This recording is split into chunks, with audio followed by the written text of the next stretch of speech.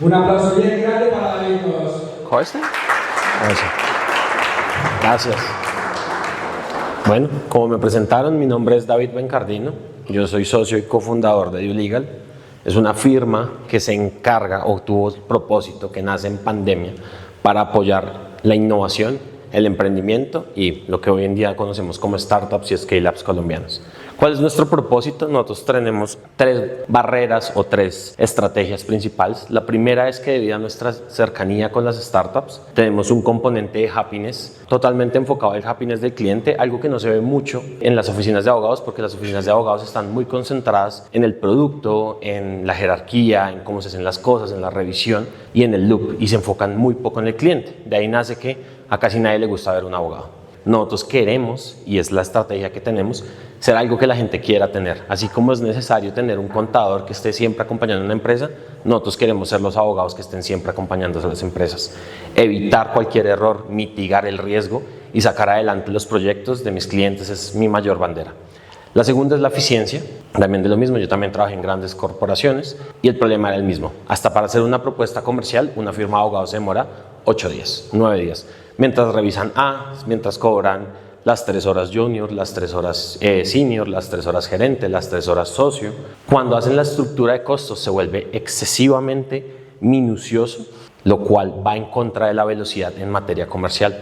Nosotros sacamos nuestras propuestas casi que de forma inmediata porque tenemos precios fijos, tratamos los servicios como productos y al tratarlos como productos sabemos que pueden haber variaciones, pero nosotros asumimos el riesgo. Al asumir el riesgo, damos una mejor propuesta de valor y la hacemos mucho más rápido y eficiente. Eso de la cara comercial. De cara interna, nosotros tenemos estipulado por política que ninguna pregunta y ningún requerimiento puede tardar más de 48 horas en ser resuelto. No en ser recibido, sino en ser resuelto. Y el último es el uso de la tecnología. DueLegal tiene una plataforma interna para hacer automatización de documentos legales y de cualquier documento. Además, tenemos nuestra propia firma digital. Todos los contratos de DueLegal y de sus clientes y los conceptos que tenemos se firman, se autorizan y se verifican a través de nuestra plataforma y nuestra firma digital propia.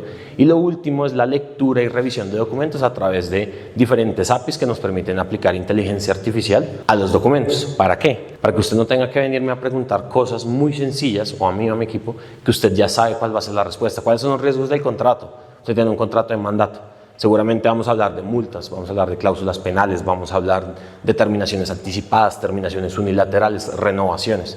Esas preguntas, todos los abogados del mundo le van a decir lo mismo sobre cualquier contrato. Eso le va a valer, dependiendo a dónde vaya, le va a valer de 1 a 5 millones de pesos que le revisen un contrato, dependiendo de la profundidad. Todo esto lo podemos hacer a través de inteligencia artificial.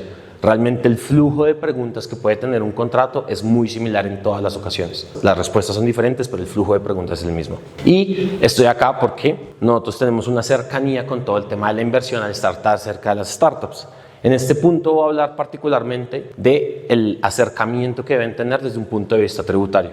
Yo soy tributarista, soy además aduanero y cambiario, soy oficial de cumplimiento, como bien lo dijo Andrés, y esta visión me ha permitido tener claro como, digamos, abogado y además empresario, tomar decisiones siempre pensando en que cada decisión que yo tomo tiene un componente tributario detrás. ¿Qué es lo principal de esto? Cuando nosotros tomamos decisiones, y hoy lo hablábamos en el almuerzo, decisiones como rentar los computadores, las pantallas y todo el componente tecnológico, ¿cuál es la mejor opción? Rentarlos, hacer un renting, ¿cierto? O llevarlos al costo, ¿cierto? Mandarlos como un activo fijo real productivo. Ambas decisiones van a tener un componente tributario totalmente diferente. Yo explicaba que el renting que se debe hacer a mí me funciona más a corto plazo porque como yo puedo tomar ese costo, ¿cierto? O ese gasto, como lo quieran ver, como deducible, yo lo llevo a mi renta y lo deduzco de mis ingresos. Entonces, cada acción que yo tomo, me reúno todos los viernes con mi equipo financiero y todos los viernes tomamos diferentes decisiones de qué se hizo en la semana, qué se va a hacer la siguiente semana y por qué se hizo. A final de mes hacemos digamos que ahí sí con todos los socios y explicamos las decisiones de carácter financiero y cuál va a ser el impacto tributario. Les voy a poner un ejemplo. Estábamos hablando con una compañía, tiene una casa matriz en Estados Unidos.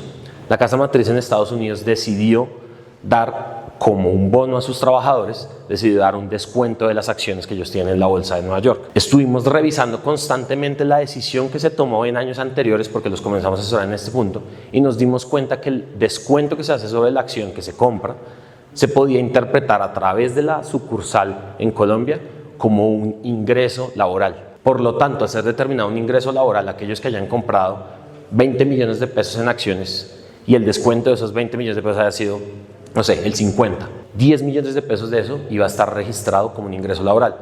Y al no tener carga ni efecto en la persona jurídica, sí tenía un efecto en la persona natural. ¿Cuál es ese efecto? Una retención en la fuente, así como a todos nos retienen, ¿cierto?, de nuestros salarios. Estas personas se acaban de encontrar con un problema, una decisión que se tomó para beneficiar a sus trabajadores, ¿cierto? La tomaron en el 2021, la hicieron en 2021, 2022, 2023, la iban a volver a hacer en 2024 y se dieron cuenta que no retuvieron correctamente los ingresos laborales de cientos de trabajadores que se adquirieron a un plan de acciones.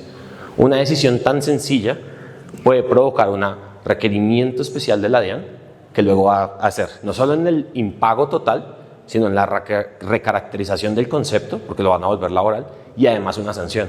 Eso puede ser más o menos, según las cuentas que hicimos, un 10% del ingreso de la compañía, sumando que ya tiene 3, 4 años la primera deuda. Entonces, es importante, y yo sé que nadie lo hace, porque a mí siempre me preguntan, ¿usted en qué momento le comenzaron a gustar los impuestos? Realmente no sé, siento que voy en un tren, cada día me gustan más y cada día los entiendo más, realmente es muy chévere tener en cuenta que el contrato de mandato tiene unas implicaciones tributarias, que hoy en día el e-commerce Rappi trabaja a través de un contrato de mandato sin representación, porque así logra que todos los ingresos que pasan a través de su plataforma no afecten su concepto, no afecten su ingreso contable, sino que se reporten como un ingreso de terceros, para no aumentar su renta. Esto se lo inventa Amazon hace muchos años, lo coge Rappi, seguramente se lo inventó un tributario al que le preguntó, cada negocio que ustedes tienen, todo, incluso la construcción, ustedes tienen una base gravable especial que se llama el IVA sobre la IU, entonces Administración de Utilidad de Imprevistos. Los constructores hace mucho tiempo se dieron cuenta que construir sobre un IVA total generaba mucho problema, porque ese IVA se iba o desmejoraba la oferta y el costo se aplicaba al cliente, o lo asumían ellos. Ninguna de las dos era una aceptable variable. Entonces, hoy en día, cada vez que construimos, nosotros vemos un costo con un esquema financiero con AIU. AIU es Administración, Imprevistos y Utilidad. El IVA en la construcción, en los contratos de construcción y ojo, también en los de instalación y suministro, que ahí uno logró reconceptualizar, se calcula sobre la utilidad. Y la utilidad usualmente la estiman, yo creo que me podrían responder mejor muchos de ustedes, entre un 5 y un 7%, donde fuera sobre el 100% del valor del contrato o las obras ejecutadas, todos los constructores de este país habrían quebrado. Lo mismo pasa con los carros usados. Los carros usados también tienen una base gravable especial que se estima sobre la diferencia entre el monto de compra y el monto de venta. Uno a eso le puede aplicar diferentes costos, gastos. Hoy en día creo que ya hemos avanzado. A través de la facturación electrónica hemos organizado nuestras empresas. Tenemos a Sigo, tenemos a Alegra, tenemos diferentes. Y yo creo que las empresas van a organizarse. Pero eso es de cara contable. Y como bien lo dijo ahorita uno de los expositores, es muy diferente la contabilidad, ¿cierto?, de material o real, que lo que presentamos fiscalmente. Tiene que haber un sentido de la presentación fiscal, así no esté de acuerdo con nuestra política contable. ¿Por qué? Porque, por ejemplo, en la depreciación y amortización de activos puede haber una diferencia en cómo usted lo interpreta. O, por ejemplo, si alguno de ustedes tiene una plataforma tecnológica, lo que nos dice la regla fiscal es que uno debe poner o, digamos, incluir el valor del costo de lo que haya costado. Entonces hagan de cuenta que cuando Simón Borrero de Rappi construyó y mandó a hacer la plataforma, valió 200 millones de pesos. Entonces fiscalmente, seguramente en su primera declaración, registraron la plataforma a 200 millones de pesos.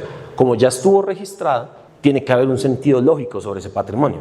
¿Ustedes creen que la plataforma de Rappi vale 200 millones de pesos? No.